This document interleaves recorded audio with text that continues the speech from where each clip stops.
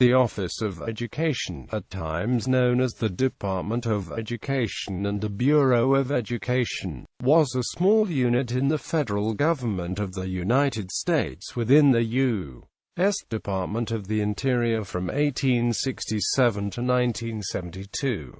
Background: in 1857, Congressman Morrill introduced a bill for the establishment, through the aid of public land grants, of state colleges throughout the country primarily for the teaching of agriculture and the mechanical arts. On Monday, February 1, 1858, a petition of the Ohio State Board of Agriculture was presented to the Senate praying that a donation of land be made to each of the states for the establishment of agricultural colleges. Neither of the proposals was accepted until the time of the 16th president with the Lincoln administration, after which it became necessary to gather information on the many schools already in existence, as well as on those being built. Inception and development. The office was created on March 2, 1867, as the Department of Education, using the same titles as another unit which it superseded.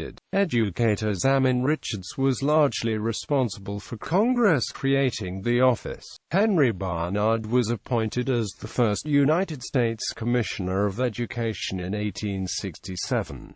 On June 30, 1869, the department lost its independent status and became the Office of Education within the Department of the Interior when transferred to the newly created Federal Security Agency. In the New Deal programs of 32nd President Franklin D. Roosevelt, until the setting up of the presidential cabinet-level U.S. Department of Health, Education and Welfare in April 1953, under 33rd President Harry Truman and his newly inaugurated successor, Dwight D. Eisenhower, the 34th Chief Executive. Barnard's personal book collection, later purchased by the Bureau, was the nucleus of what would become the National Library of Education. Barnard resigned on March 15, 1870, and was replaced by John Eaton, who remained commissioner until 1886.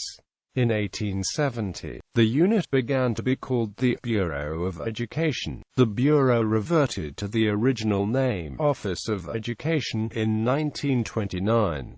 By 1979, under the administration of 39th President Jimmy Carter, Old H.E.W. was split with a continuing cabinet-level agency of the U.S. Department of Education was set off along with a separate U.S. Department of Health and Human Services, also still in the cabinet. Functions. The original non-cabinet level Department of Education was created to provide educational information to the state and local education authorities. The collecting of educational statistics had already begun in parts of Europe. The Office of Education was created to meet the need to gather statistical information on the fast-growing educational institutions of the United States, along with various histories and descriptive articles, pamphlets, reports and books, often in coordination with various state universities.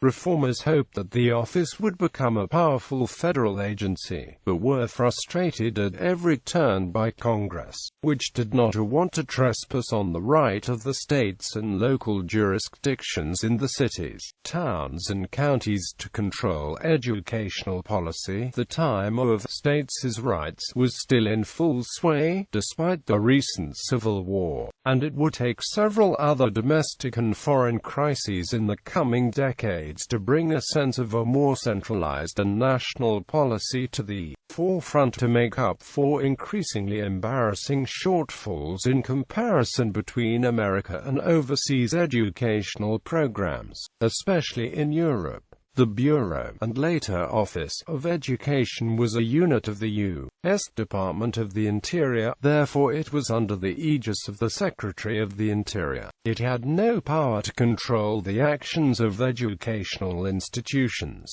At various times during its first decades of its existence, attempts were made to change its name.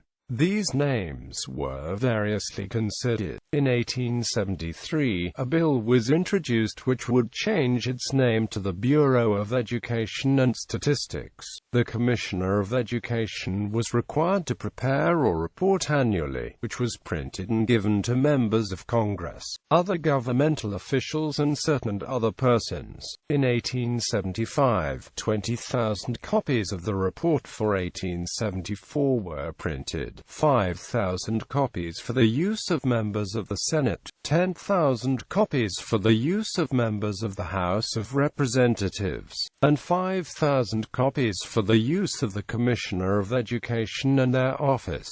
The office gathered information on diverse educational facilities such as those being built to bring in education and vocational, agricultural, training to American Indians, in which there had already been historically established a direct and prominent national federal role and obligation towards the treatment and education of Indians, as well as all of the facilities in all of the other places. Dissolution and legacy. In 1972, Public Law 92-318 provided the repeal of the law which had created the Office of Education.